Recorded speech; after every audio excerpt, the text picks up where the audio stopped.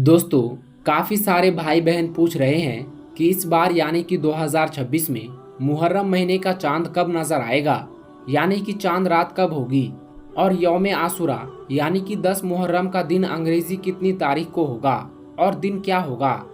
इसलिए आज के इस वीडियो में हम आपको मुहर्रम 2026 की कंफर्म तारीख बताने वाले हैं, यानी कि इस साल मुहर्रम महीने का आगाज कितनी तारीख को होने वाला है। और इसके साथ ही आपको 5 ऐसे काम भी बताने वाले हैं जिनको आप इस बार यानी कि मुहर्रम 2026 के मौके पर भूलकर भी ना करें, वरना आप लोग बहुत बुरे फंस जाओगे। इसलिए आज का ये वीडियो आप सभी के लिए बहुत ही ज्यादा खास है, आप इसको आखिर तक जरूर देखिए। और सबसे पहले हजरत इमाम हुसैन की मोहब्बत में आप इस वीडियो को दिल से एक लाइक जरूर कर दे और मेहरबानी करके इसे शेयर भी कर दे ताकि और भी लोगों के पास में ये वीडियो पहुंच जाए। तो चलिए दोस्तों, शुरू करते हैं आज की इस वीडियो को। दोस्तों, इस्लामी नया साल मुहर्रम के महीने से शुरू होता है, जिसे अल हिजरा या अरबी न्यू ईयर के नाम से भी जाना जाता है, जो कुछ ही दिनों के बाद में शुरू होने वाला है। इसलिए काफी भाई बहन पूछ रहे हैं कि इस साल मुहर्रम महीने का आगाज कितनी तारीख से होगा, यानी कि इस बार मुहर्रम महीने की पहली तारीख किस दिन होगा। तो इस हवाले से हम आपको बता दें कि इसे लेकर हमने बहुत सारे इस्लामिक कैलेंडरों को देखा, उनका जायजा लिया, तो हमें ज्यादातर कैलेंडरों में जो तारीख नजर आई उनके मुताबिक इस साल 15 जून 2026 यानी कि सोमवार के दिन मुहर्रम महीने का चांद नजर आएगा। सोमवार की रात चांद रात होगी और फिर 16 जून 2026 यानी कि मंगलवार के दिन मुहर्रम महीने की पहली तारीख होगी और इसी दिन से नया इस्लामिक साल शुरू हो जाएगा। याद रखें, इस्लामिक साल जो शुरू होता है वो मुहर्रम महीने से शुरू होता है और फिर ईद उल अजहा के महीने पर जाकर खत्म हो जाता है। तो इस बार 16 जून 2026 को मुहर्रम महीने की पहली तारीख होगी और इस हिसाब से देखा जाए तो फिर 25 जून 2026 यानी कि जुमेरात के दिन मुहर्रम महीने की 10 तारीख होगी और यही आशूरा का दिन होगा और इसी दिन आशूरा का रोजा रखा जाएगा। और यही दिन यानी कि 10 मुहर्रम का दिन ही हजरत इमाम हुसैन की शहादत का दिन है। इसी दिन इमाम हुसैन की शहादत हुई थी। बहुत सी जगहों पर इमाम हुसैन की याद में 10 मुहर्रम के दिन ताजिया भी निकाली जाती है, जो इस बार 25 जून 2026 का दिन होगा इंशाअल्लाह। अब आपको मुहर्रम के महीने को लेकर हम आपको ये भी बता दें कि इसे लेकर लोगों में बहुत सारी गलतफहमियां भी बनी हुई है। कोई कहता है कि मुहर्रम के महीने में शादी ब्याह नहीं करनी चाहिए, यानी कि कुछ लोग मुहर्रम के महीने में शादी ब्याह करना नाजायज समझते हैं। ऐसे लोग खास करके 1 से लेकर 10 मुहर्रम तक ना ही घर में कोई शादी ब्याह करते हैं और ना ही इन दिनों में कोई नया कपड़ा पहनते हैं। और यही नहीं, कुछ लोग तो मुहर्रम के महीने में अपने घर में मछली, गोश्त और अच्छे पकवान भी नहीं बनाते। इसके अलावा कुछ लोग तो ऐसे भी हैं जो मुहर्रम के इन 10 दिनों में अपने घर में चूल्हा तक नहीं जलाते हैं और ना ही अपने घर की साफ सफाई करते हैं, यानी कि झाड़ू वगैरह भी नहीं लगाते। और यही नहीं, कुछ लोग तो 1 से लेकर 10 मुहर्रम के बीच अपने कपड़े भी नहीं बदलते हैं।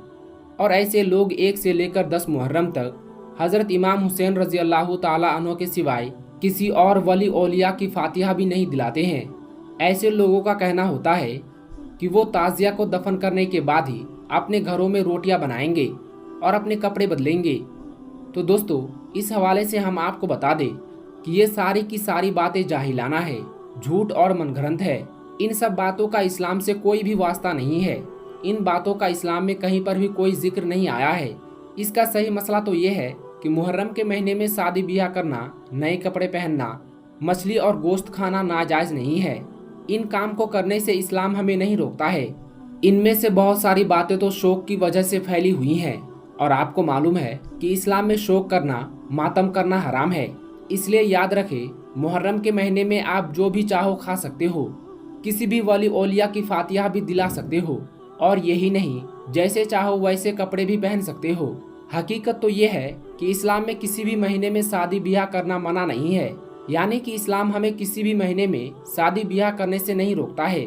सोचो, अगर इस्लाम में ऐसा होता तो हर बात हमें हमारे प्यारे नबी ने बताई है, तो इस पर भी हमारे प्यारे नबी हमारी रहनुमाई जरूर कर देते, यानी कि इस बारे में भी हमें जरूर बता देते। हमेशा से लोग इस महीने में शादी ब्याह करते आ रहे थे, मगर दरअसल गलतफहमी उस वक्त पैदा हो गई जब से करबला का यह वाकया पेश आया।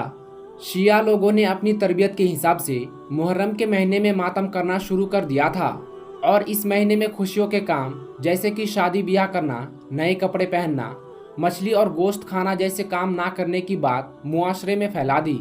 याद रखें, अगर करबला की वजह से मुहर्रम के महीने में शादी ब्याह करना मना होता तो फिर सफर से लेकर जिलहिज्जा तक किसी भी महीने में हम शादी ब्याह नहीं कर सकते हैं, क्योंकि सभी महीनों में किसी न किसी वली औलिया की या फिर किसी न किसी अल्लाह के खास बंदे की वफात और साजिद जरूर हुई है।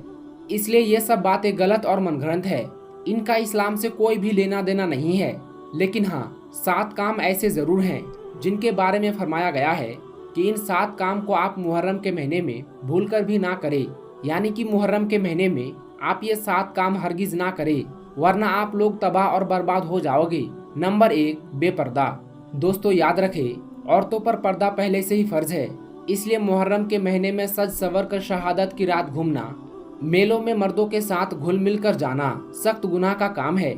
इसलिए औरतें मुहर्रम के महीने में ये काम भूल कर भी ना करें। नंबर 2, मातम करना। दोस्तों, मुहर्रम के महीने में काले कपड़े पहनना, औरतों का सीना पीटना और मातम करना ये भी गुनाह का काम है। इसलिए आप मुहर्रम के महीने में ऐसा काम भी भूल कर ना करें। नंबर 3, मेहंदी लगाना। दोस्तों याद रखें, करबला के मैदान में कोई भी शादी नहीं हुई थी, इसलिए मुहर्रम के महीने में मेहंदी लगाना या फिर मेहंदी चढ़ाना सख्त मना है। इसलिए आप ये गलती भी भूलकर मुहर्रम के महीने में ना करें। नंबर 4, ढोल ताशे बजाना। जब अपने घर में किसी की मौत होने पर टीवी, रेडियो या खेलकूद और तफरीह ये सब बंद कर दी जाती है, तो फिर हजरत इमाम हुसैन की शहादत पर ढोल बजाना, शहादत की रात घूमना फिरना और शोर मचाना हरगिज जायज नहीं हो सकता है। इसलिए इस दिन आप ये काम भी भूल कर ना करें। इसके अलावा हजरत इमाम हुसैन की शहादत के दिन मेले सजाना, फोटो खिंचवाना, वीडियो बनवाना और किसी भी तरह का कोई दिखावा करना भी गलत और गुनाह का काम है। इसलिए आप ये गलती भी भूल कर ना करें। और नंबर 5, तकलीफ देना। दोस्तों मुहर्रम के महीने में खतरनाक औजारों से खेलना, अपने जिस्म को तकलीफ देना भी बहुत गलत काम है। इसलिए आप मुहर्रम के महीने में ये गलती भी भूल कर ना करें, यानी कि आप अपने आप को तकलीफ ना दे। आला हजरत इमाम अहमद रजा खान का फतवा है कि मुहर्रम के महीने में ढोल बजाना, औरतों का सीना पीटना, काले कपड़े पहनना, अपने जिस्म को जानबूझकर तकलीफ देना, तलवार, सुई और लोहे के किसी भी औजार से अपने जिस्म को जख्मी करना, ये सब काम नाजायज है। क्योंकि मुहर्रम का दिन इस्लाम के लिए गम का दिन नहीं, बल्कि इस दिन हजरत इमाम हुसैन की शहादत से इस्लाम को नई जिंदगी मिली थी। दोस्तों अब आपको 8 ऐसे काम बताते हैं जिनको आप मुहर्रम के महीने में जरूर करें। यानी कि इन 8 काम को मुहर्रम के महीने में हर मुसलमान जरूर करे। इंशाअल्लाह आपकी जिंदगी सवर जाएगी। नंबर 1, मुबारकबाद देना। दोस्तों याद रखें, इस्लाम का नया साल मुहर्रम के महीने से शुरू होता है, इसलिए सबसे पहले तो आप अपने इस्लामिक भाई बहनों को नए साल की यानी कि मुहर्रम के महीने की मुबारकबाद जरूर दे। नंबर 2, रोजा रखना। दोस्तों मुहर्रम के महीने में सबसे अफजल काम है रोजा रखना, इसलिए हर मुसलमान को चाहिए कि वो मुहर्रम के महीने में कसरत के साथ 9 और 10 तारीख के 2 रोजे जरूर रखे। नंबर 3, कुरान पढ़े।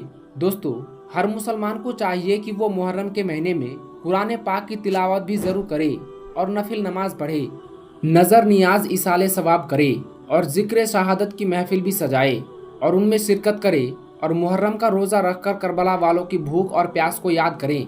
नंबर 4, शरबत पिलाना।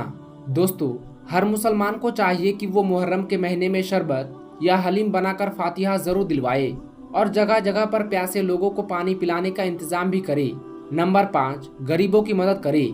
दोस्तों हर मुसलमान को चाहिए कि वो मुहर्रम की 10वीं तारीख को गुस्ल करे, सुरमा लगाए, यतीमों के सरों पर मोहब्बत से हाथ फेरे, यानी कि गरीबों की खूब मदद करे। नंबर 6, तौबा और इस्तगफार करे। दोस्तों हर मुसलमान को चाहिए कि वो मुहर्रम के महीने में अल्लाह से गिड़गिड़ा कर दुआ करे, अपने गुनाहों की सच्चे दिल से तौबा करे।